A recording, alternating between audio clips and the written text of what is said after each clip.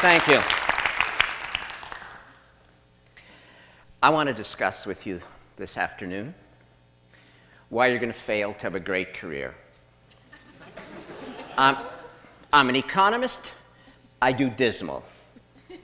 End of the day, it's ready for dismal remarks. I only want to talk to those of you who want a great career. I know some of you have already decided you want a good career. You're going to fail too, because, goodness, you're all cheery about failing. Canadian group, undoubtedly. Those trying to have good careers are going to fail because really good jobs are now disappearing. There are great jobs and great careers, and then there are the high workload, high stress, blood-sucking, soul-destroying kinds of jobs, and practically nothing in between. So the people looking for good jobs are going to fail. I want to talk about those looking for great jobs, great careers, and why you're going to fail. First reason is that no matter how many times people tell you, if you want a great career, you have to pursue your passion, you have to pursue your dreams, you have to pursue the greatest fascination in your life. You hear it again and again, and then you decide not to do it. It doesn't matter how many times you download Stephen Jay's Stanford commencement address, you still look at it and decide not to do it. I'm not quite sure why you decide not to do it. You're too lazy to do it, it's too hard, you're afraid if you look for your passion and don't find it, you'll feel like you're an idiot. So then you make excuses about why you're not going to look for your passion. And they are excuses, ladies and gentlemen. We're going to go through a whole long list. Your creativity and thinking of excuses not to do what you really need to do if you want to have a great career. So for example, one of your great excuses is, well, great careers are really and truly, for most people, just a matter of luck. So I'm going to stand around, I'm going to try to be lucky, and if I'm lucky, I'll have a great career. If not, I'll have a good career. But a good career is an impossibility, so that's not going to work. Then your other excuse is, yes, there are special people who pursue their passions, but they are geniuses. They are Stephen Jay. I'm not a genius. When I was 5, I thought I was a genius, but my professors have beaten that idea out of my head long since. And now I know I am completely competent. Now you see, if this was 1950, being completely competent, that would have given you a great career. But guess what? This is almost 2012, and saying to the world, I am totally, completely competent, is damning yourself with the faintest of praise. And then, of course, another excuse. Well, I would do this, but, well, after all, I'm not weird. Everybody knows that people who pursue their passions are somewhat obsessive, a little strange. Okay, you know, a fine line between madness and genius. I'm not weird. I've read Stephen Jay's biography. Oh my goodness, I'm not that person. I am nice. I am normal. I'm a nice, normal person, and nice, normal people don't have passion. But I still want a great career. I'm not prepared to pursue my passion, so I know what I'm going to do, because I have a solution, I have a strategy. It's the one Mommy and Daddy told me about. Mommy and Daddy told me that if I worked hard, I'd have a good career. So if you work hard and have a good career, if you work really, really, really hard, you'll have a great career. Doesn't that, like, mathematically make sense? Not. But you've managed to talk yourself into that. You know what? Here's a little secret. You want to work? You want to work really, really, really hard? You know what? You'll succeed. The world will give you the opportunity to work really, really, really, really hard. But are you so sure that that's going to give you a great career when all the evidence is to the contrary? So let's deal with those of you who are trying to find your passion. You actually understand that you really had better do it. Never mind the excuses. You're trying to find your passion, and you're so happy. You found something you're interested in. I have an interest. I have an interest. You tell me. You say, I have an interest. I say, that's wonderful. And what are you trying to tell me? Well, I have an interest. I say, do you have a passion? I have an interest, you say. Your interest is compared to what? Well, I'm interested in this. And what about the rest of humanity's activities? I'm not interested in them. You've looked at them all, have you? No, not exactly. Passion is your greatest love. Passion is the thing that will help you create the highest expression of your talent. Passion, interest, it's not the same thing. Are you really going to go to your sweetie and say, marry me? You are interesting. Won't happen.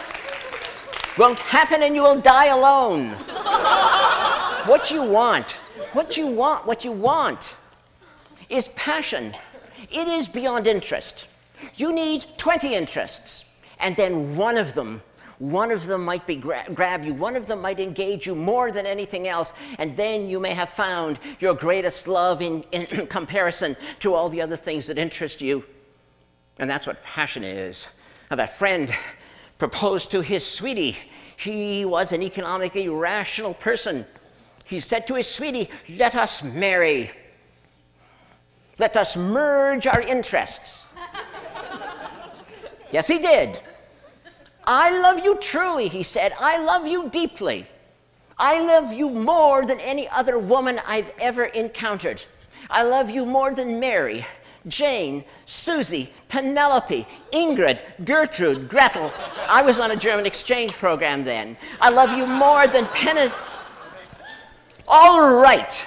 She left the room halfway through his enumeration of his love for her. After he got over his surprise at being, turned down, he concluded he'd had a narrow escape from marrying an irrational person. Although he did make a note to himself that the next time he proposed, it was perhaps not necessary to enumerate all of the women he had auditioned for the part. But the point stands. You must look for alternatives so that you find your destiny. Or are you afraid of the word destiny? Does the word destiny scare you? That's what we're talking about. And if you don't find the highest expression of your talent, if you settle for interesting, what the hell ever that means, do you know what will happen at the end of your long life? Your friends and family will be gathered in the cemetery, and there, beside your grave site, will be a tombstone, and inscribed on that tombstone it will say, "Here lies a distinguished engineer who invented Velcro."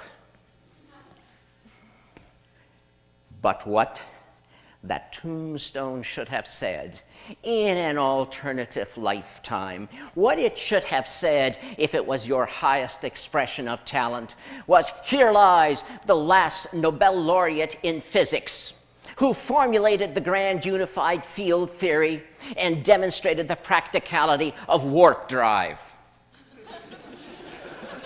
Velcro indeed. One was a great career. One was a missed opportunity.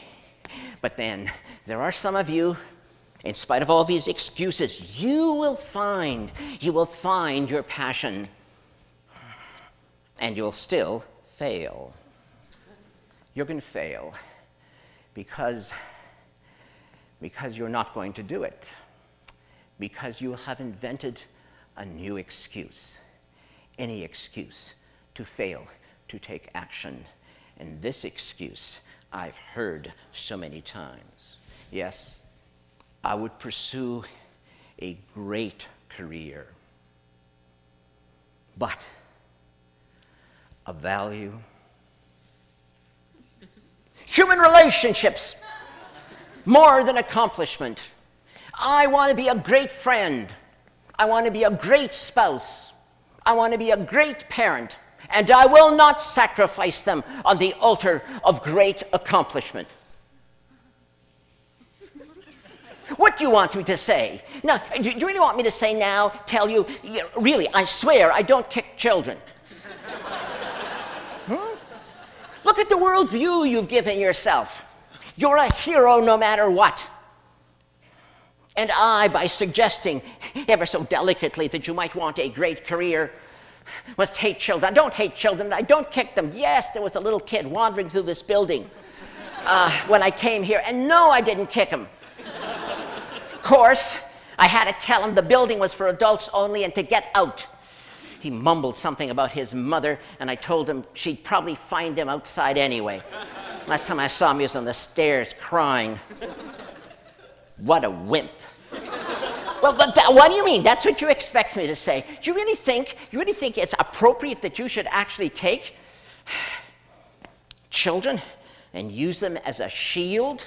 You know what will happen someday, you ideal parent, you. The kid will come to you someday and say, I know what I want to be. I know what I'm going to do with my life. You were so happy. It's the conversation a parent wants to hear because your kid's good at math and you know you're going to like what comes next. Says your kid, I have decided I want to be a magician. I want to perform magic tricks on the stage. And what do you say? You say, that's risky, kid. Might fail, kid. Don't make a lot of money at that, kid. You know, I don't know, kid. You should think about that again, kid. You're so good at math. Why don't you? And that kid interrupts you and says, but it is my dream. It is my dream to do this. And what are you going to say? You know what you're going to say? Look, kid, I had a dream once too, but. So how are you going to finish the sentence with your but? But. I had a dream too once, kid, but I was afraid to pursue it. Or are you going to tell him this? I had a dream once, kid, but then you were born.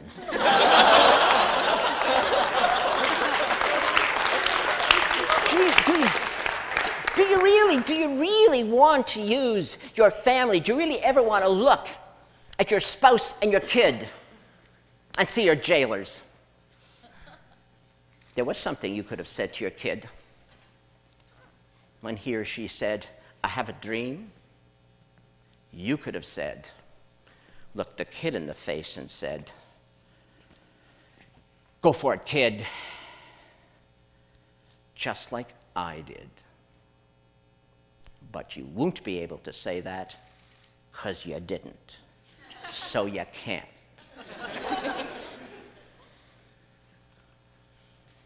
And so the sins of the parents are visited on the poor children.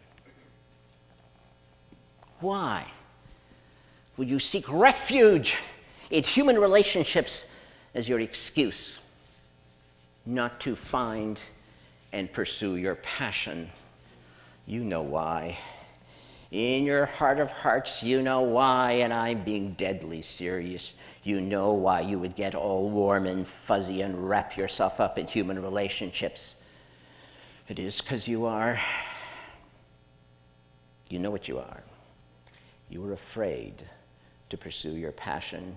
You're afraid to look ridiculous. You're afraid to try. You're afraid you may fail. Great friend. Great spouse, great parent, great career. Is that not a package? Is that not who you are? How can you be one without the other? But you are afraid. And that's why you are not going to have a great career. Unless that most evocative of all English words, unless. But the unless word is also attached to that other most terrifying phrase. If only I had, if only I had, if you ever have that thought ricocheting in your brain, it will hurt a lot. So those are the many reasons why you're going to fail to have a great career. Unless